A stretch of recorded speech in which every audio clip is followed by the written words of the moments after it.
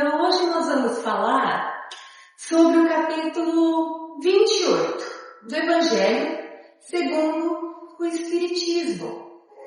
Capítulo 28, o último capítulo, onde Allan Kardec, o codificador, organizador da doutrina espírita, traz uma lista de preces para nos amparar nas mais diversas situações.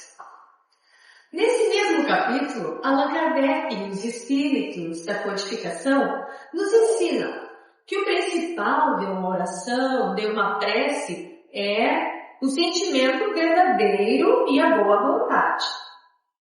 Mas também, nesse mesmo capítulo, Paulo de Tarso nos traz que as preces precisam ser inteligíveis.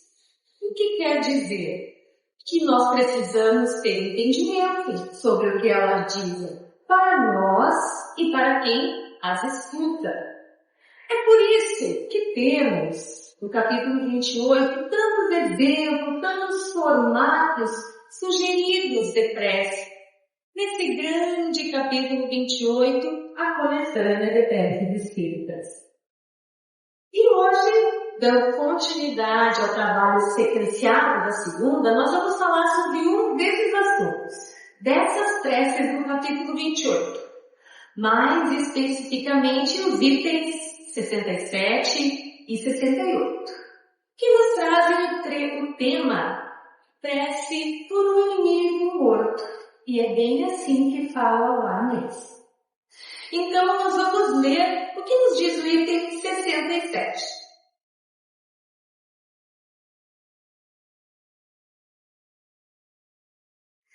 A caridade para com nossos inimigos deve acompanhá-los mesmo após o seu desencargo. Devemos pensar que o mal que eles nos fizeram foi para nós uma prova, que pode ser útil ao nosso adiantamento, se dela soubermos tirar proveito. Ela pode ser mais útil do que as aflições puramente materiais. Muitas vezes, para superar o mal que nos fazem, é preciso juntar nossa coragem, nossa resignação com a caridade e com a nossa capacidade de esquecer as ofensas. E aí ele recomenda o estudo do capítulo 10 e do capítulo 12 do Evangelho segundo o Espiritismo. Mas o que é um inimigo? Para o dicionário da língua portuguesa, inimigo é aquele que está em oposição, que é contrário a nós. Mas e para o Espiritismo, o que é um inimigo? No capítulo 28, então, este item 67, vai nos dizer que o Espiritismo, que para o Espiritismo, o inimigo não é aquela figura que surgiu assim do nada. E é muito pouco provável que tenhamos conseguido esse inimigo aqui nesta existência. Quase sempre é um conflito que vem de existências passadas, de outras reencarnações. Estão conseguindo escutar pela chuva? Tá. Mas, para que nos reencontramos com esses inimigos? Para que nos reencontramos se são nossos inimigos? Alguém tem algum palpite? Tem? Exatamente. Para a gente ter uma oportunidade de reparação. E se nós não conseguirmos nos reajustar?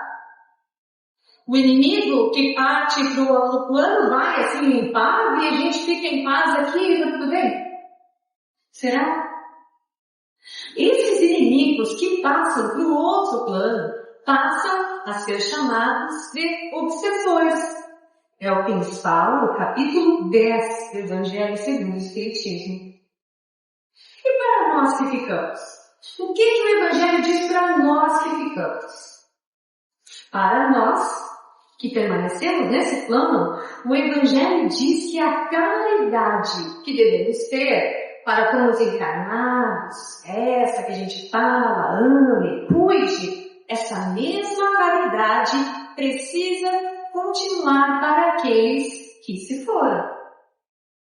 Entendendo que, nós precisamos entender que, se nós fizermos tudo para nos entendermos com aquele irmão e não conseguimos, aquele irmão serviu sim como um instrumento para o nosso adiantamento. E se não nos foi dada a oportunidade de reparação agora, nesta existência, nós teremos sim que reparar em algum momento. Mas como fazer essa reparação se o irmão desencarnou? Nós podemos sim começar agora. Não precisamos esperar o reencontro, que os dois estejam novamente no mesmo plano. Como vamos fazer isso? Novamente, no capítulo 10, item 6 do Evangelho segundo o Espiritismo, os Espíritos de Luz vêm nos falar que a morte não vai nos livrar dos inimigos. O item traz um ditado interessante que diz: morta cobra, morto veneno. E que nós, como espíritas, não podemos usar este argumento, pois sabemos que, sendo a vida única e imortal, e as existências, as reencarnações, apenas pequenas passagens para nós, espíritos encarnados alma, o ódio cultivado não vai se extinguir só porque um dos dois fez a passagem. Justamente o contrário. Esse irmão, agora desencarnado, passa a poder praticar seu ódio, a sua maldade, infelizmente ainda com mais liberdade. Então, se temos um inimigo, seria bem prudente que nós não desejássemos a morte dele. É preferível querermos ele bem vivo, porque ele pode ser ainda bem mais perigoso desencarnado. É claro que, brincadeiras à parte, verdade é que esse irmão vai sim aproveitar essa liberdade sem o corpo físico e pode nos atormentar nos nossos pontos fracos, nas coisas importantes da nossa vida. Essa passagem do Evangelho também vem nos falar que esse grau de constrangimento qual esses espíritos podem nos submeter se dividem ali em algumas fases, que nós podemos chamar de obsessão, subjugação e possessão. Nessas 3 fases, o inimigo desencarnado vai agir como que pela força, querendo o mal, realmente o mal, diretamente. Mas existe ainda uma outra categoria na qual ele pode agir, por astúcia, por inteligência, que nós chamamos de fascinação. Se nas 3 primeiras, esse inimigo desencarnado quer o nosso mal diretamente, na fascinação, ele vai ser astuto. Ele vai agir pelo nosso ego, causando danos a longo prazo. É importante esse conhecimento para nos assustar? Não. Mas para nós não ficarmos achando que os irmãos desencarnados só trazem coisas ruins, são as coisas ruins que nos acontecem pela intervenção desses irmãos desencarnados. Não. Às vezes, coisas que nos parecem boas, como pensamentos, geralmente de vaidade, vestidos de autoestima, grandes inspirações, podem ser estes inimigos agindo de forma muito astuta. Portanto, podem ser ainda mais perigosos. Então, o obsidiado é a vítima de uma vingança, onde, porém, os dois fazem parte do vínculo, pois existe uma história naquela relação, entre aqueles dois espíritos, aquelas 2 almas. Tem uma expressão muito conhecida no Espiritismo que diz que existem injustiças, mas não injustiçados. Pois, se Deus é soberanamente justo e bom, e Ele permite que essa relação aconteça, é porque nós temos que reparar. Nós sabemos, segundo traz a primeira parte do livro O Céu e o Inferno, ou a Justiça Divina, segundo o Espiritismo, que, acontecendo um desvio moral da nossa parte, existem 3 etapas obrigatórias que nós vamos ter que passar. Que são elas? Nós estudamos isso, né? Arrependimento, expiação e reparação. Essas 3 etapas não precisam acontecer assim exatamente na sequência, mas elas vão acontecer, precisam acontecer. Então, dentro do nosso tema, se Deus permite, essa ligação tão forte entre nós e um irmão inimigo que desencanou é porque ou nós precisamos nos arrepender, ou nós precisamos expiar, ou nós precisamos reparar. Vamos pensar. Se Deus nos isentasse da culpa, simplesmente isentasse da culpa, cortaria esse laço fluídico que nós criamos com aquele irmão. Portanto, que utilidade teria essa intervenção? Se nós não íamos aprender nada e muito provavelmente voltaríamos a cometer o mesmo erro. Na verdade, o vínculo que existe entre o obsessor e o obsidiado, entre esses 2 irmãos que cultivam esse sentimento de inimizade e ódio, é uma ligação fluídica bastante forte, que só vai ser rompida pela vontade ou dos 2 ou de um dos 2. E Deus permite, mais uma vez, que essa ligação aconteça para que nós aprendamos. Mas então, o que fazer? Vamos lá. O que fazer é tentar corrigir o mais rápido possível. Se um dos lados não quer perdoar, Deus sempre vai amparar ambos, obviamente, ambas as partes. Mas sim, Deus vai amparar mais largamente aquele que deseja perdoar, mesmo que seja difícil para ele. Ele está tentando perdoar, mas está difícil. Mesmo assim, Deus vai amparar essa parte dessa relação. Porque esses vínculos são fortes, são antigos, de muita tristeza, que não é um vínculo que vai se romper facilmente. Às vezes nós temos vontade de perdoar, mas nem sempre nós conseguimos.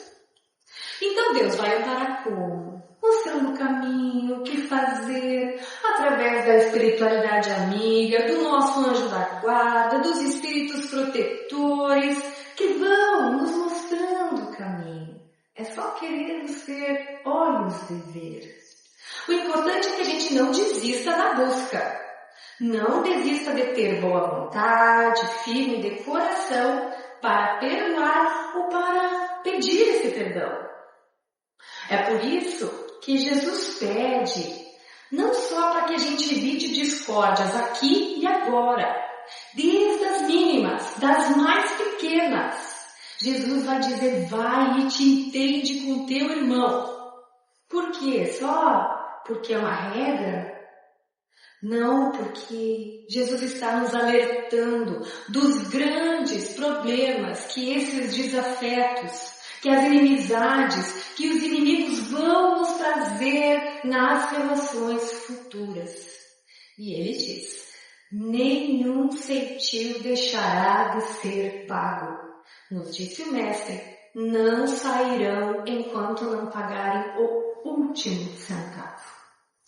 E é por isso que nós precisamos tanto buscar o conhecimento, o entendimento de como funciona essa justiça divina para não nos revoltarmos e para sabermos como agir.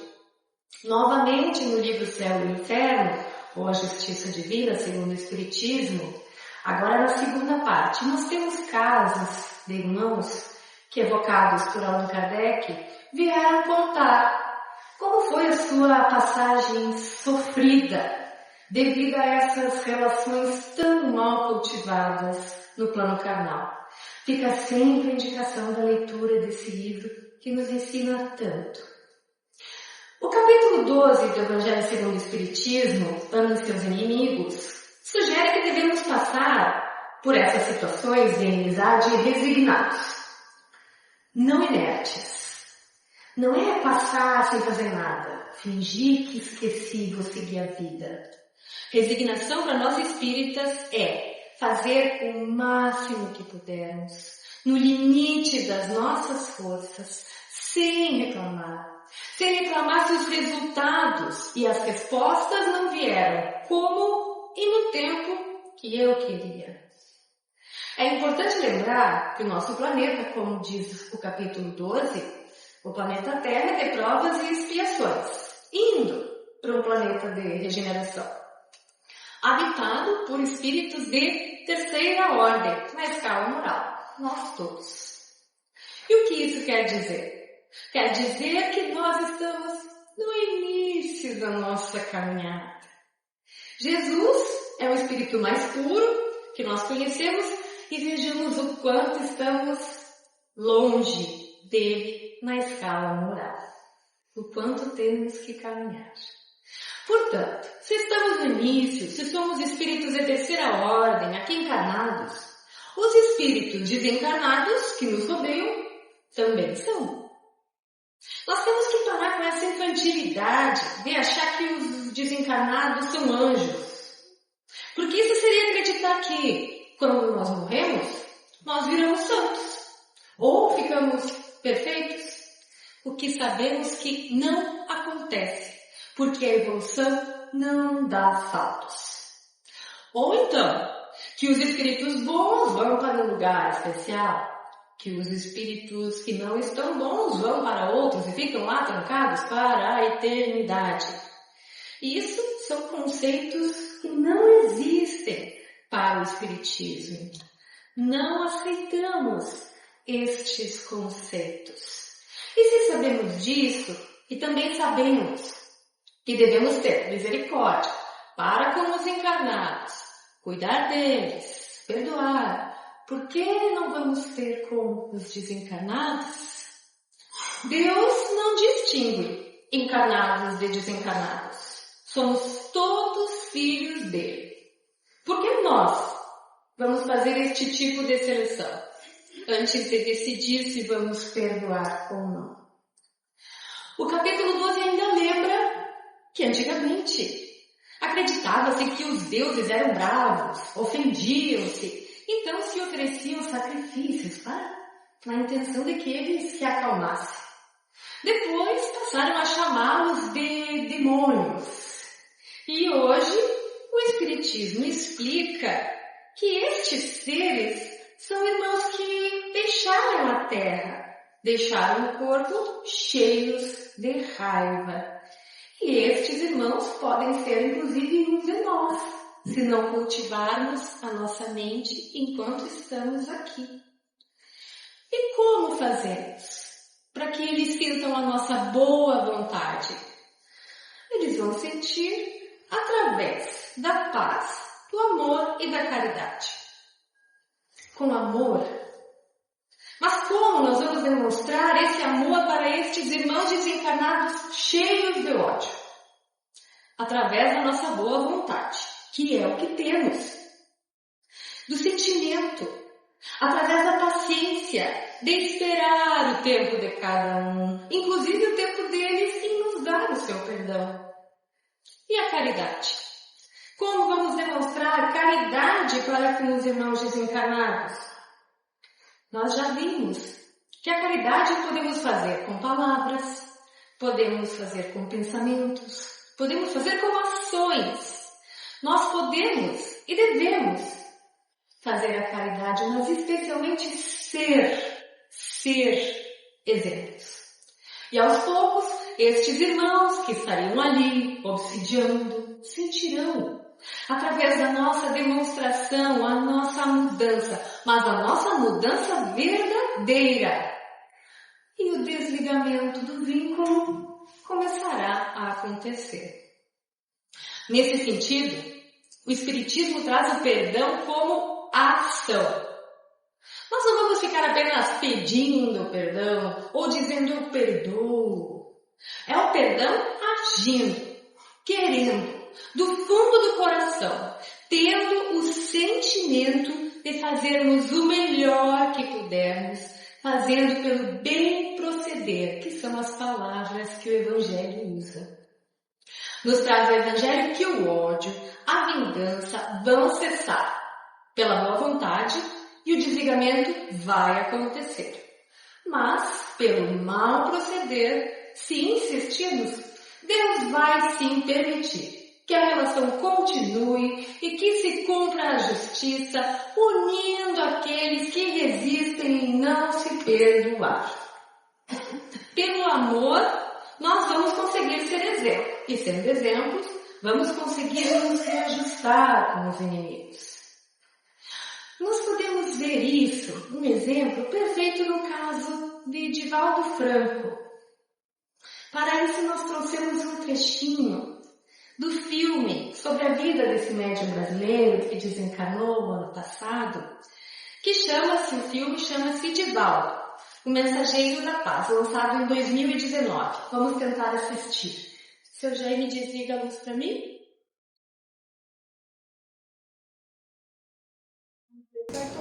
Quem é burro sempre parece. Tem me dar algum conselho nobre? Alguma orientação sobre a criança?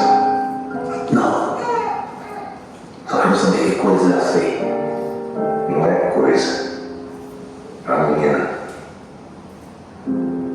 Eu vou cuidar dela a vida inteira. Vai criar uma criança feia desse jeito? Com certeza. E vou registrar meu nome como eu fiz com as outras. Você seria mesmo capaz de amar essa criança? Não tenho a menor dúvida. E ao senhor também.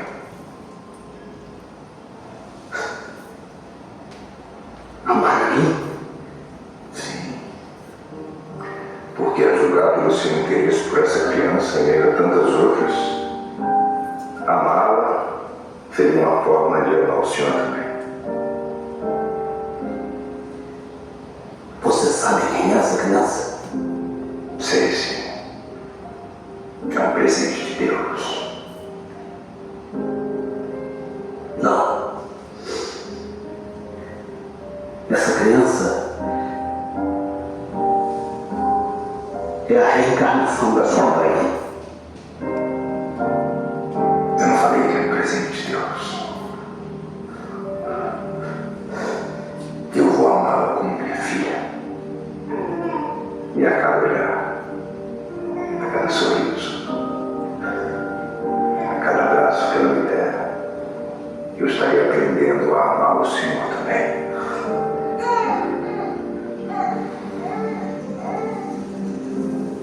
Eu sou, sim, o espírito daquela pessoa que me induziu ao suicídio. Mas eu não sou mais aquela pessoa. Eu reconheço minha dívida. Mas eu não quero pagar com minha morte. Eu quero pagar minha dívida com amor. Eu espero que o senhor entenda e me perdoe. Eu já entendi. Eu já entendi.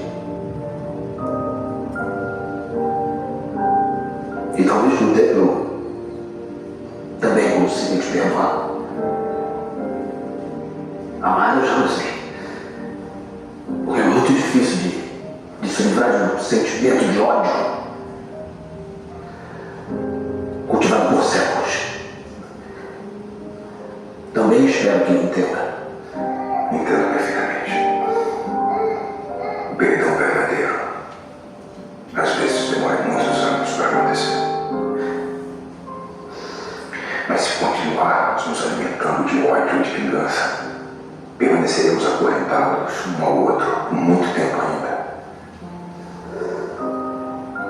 O processo evolutivo nos vincula uns aos outros de uma maneira tão perfeita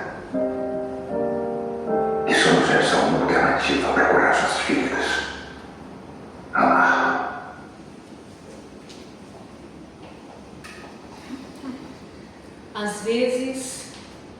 demora anos para acontecer o perdão verdadeiro.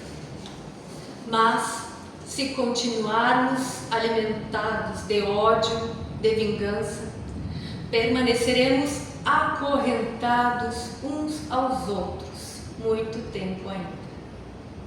O processo evolutivo nos vincula uns aos outros de uma maneira tão perfeita que só nos resta uma alternativa para curar as nossas feridas: amar.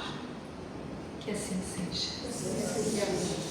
E para encerrar, vamos fazer a prece que traz aqui no Evangelho, a prece por um inimigo morto.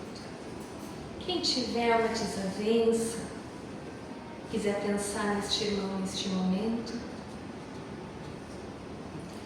O Senhor chamou antes de mim o espírito de... Eu o perdoo pelo mal que ele me fez e pelas más intenções que teve para comigo. Que ele possa se arrepender de tudo isso, agora que não tem mais as ilusões do mundo material. Meu Deus, que a sua misericórdia se estenda sobre ele e afaste de mim o pensamento de me alegrar com a sua morte.